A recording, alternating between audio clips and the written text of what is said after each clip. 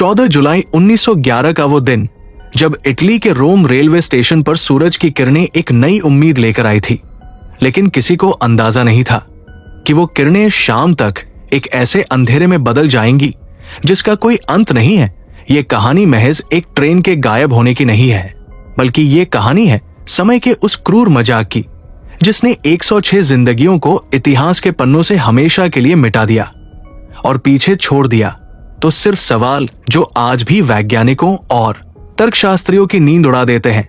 जरा उस मंजर को याद कीजिए जब जेनेटी कंपनी की वो आलीशान ट्रेन प्लेटफॉर्म पर खड़ी थी। भाप का इंजन अपनी ताकत का प्रदर्शन कर रहा था और हवा में जलते हुए कोयले और महंगे इत्र की मिलीजुली महक तैर रही थी।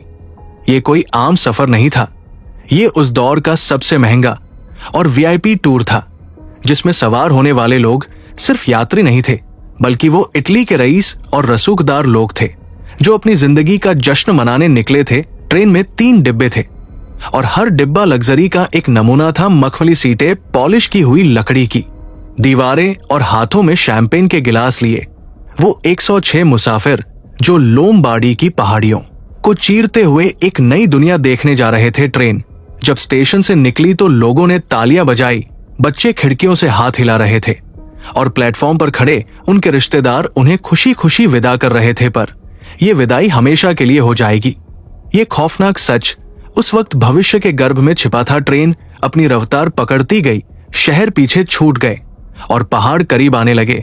लोमबार्डी का वो इलाका अपनी प्राकृतिक सुंदरता के लिए मशहूर था, लेकिन वहां एक और चीज थी जो मशहूर थी, और वो थी 1 किलोमीटर लंबी सुरंग जिसे उस वक्त इंजीनियरिंग का एक नायाब नमूना माना जाता था।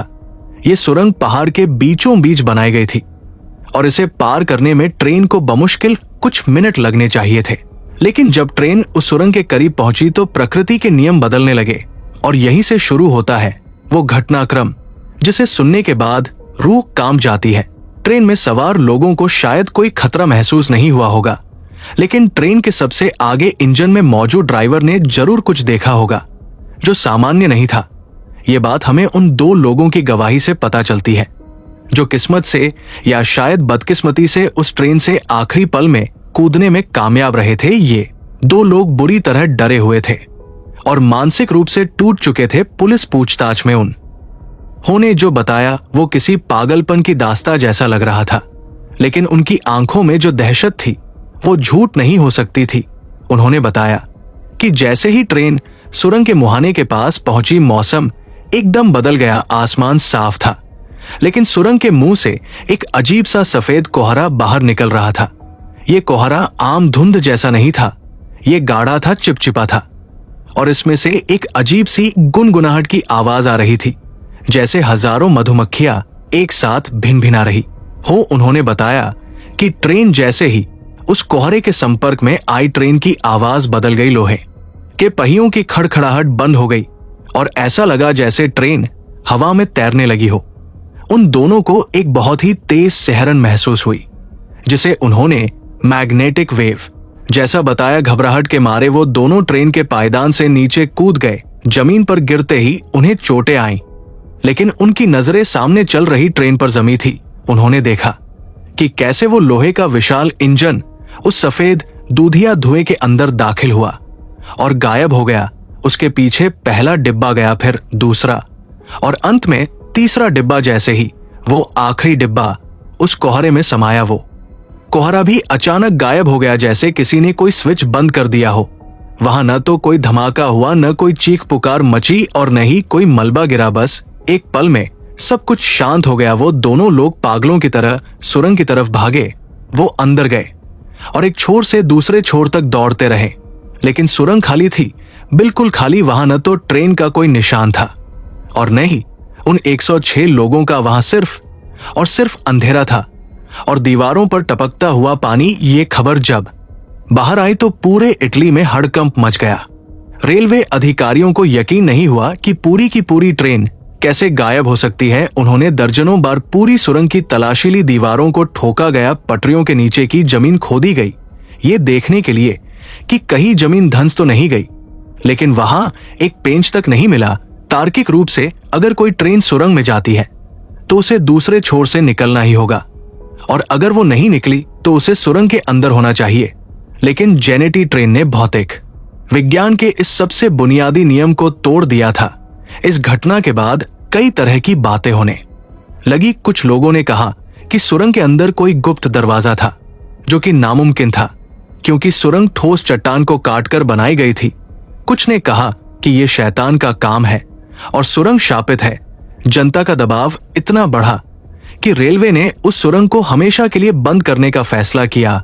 लोहे के गेट लगा दिए गए और बाद में द्वितीय विश्व युद्ध के दौरान हवाई हमलों में उस सुरंग का मुंह मलबे से पूरी तरह ढक गया, मानो कुदरत भी यही चाहती थी कि वो राज हमेशा के लिए दफन हो जाए।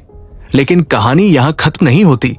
ये तो बस शुरुआत है, क्योंकि असली रहस्य ये नहीं है कि ट्रेन गायब हो गई। असली रहस्य ये है कि वो ट्रेन कहां गई, और जो सबूत सामने आए वो इस घटना को एक क्राइम थ्रिलर से बदलकर एक साइंस फिक्शन हॉरर में तब्दील कर देते हैं।